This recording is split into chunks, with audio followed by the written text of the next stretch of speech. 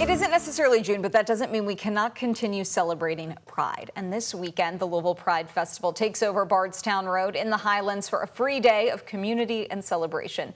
Festival goers will find more than 100 vendors, food trucks, plenty of live entertainment like drag shows. It's going to be a fantastic day.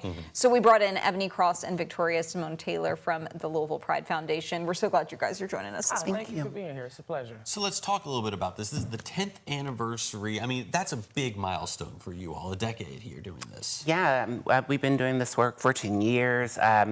It's for the community, not just the LGBTQI community, but for the community as a whole.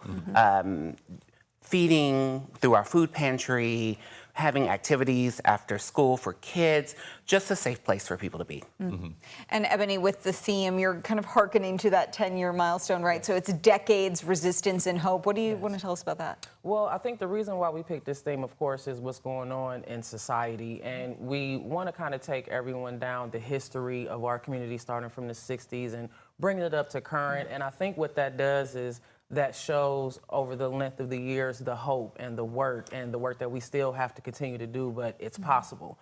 You know, in our situation, sometimes you can lose a little bit of that hope when you see what's going on in the news, but we just want to continue to just drum in that we're still here and we're going to be here, and just with the support of the community and the vendors, it just shows how much support we have, and that the fight is going to continue always. Yeah.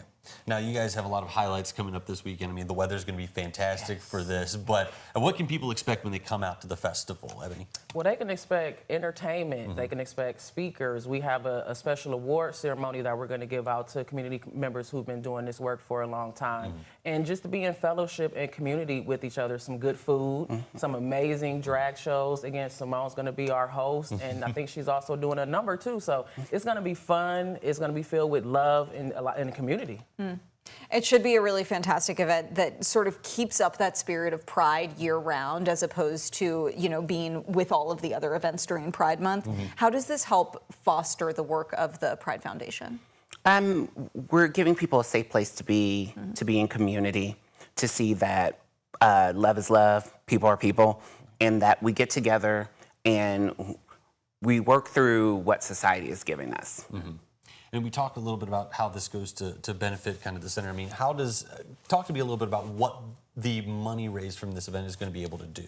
It's going to be able to bring us all in community, you know, and I think that's the biggest thing, so we can provide that safe space for, like I said, not just our community, but allies alike and people who just want to continue to support. So donations are always warranted and needed so we can do the work that we do, and just volunteership, sponsorships, you know, things like that, just to get the community more involved every year and every day.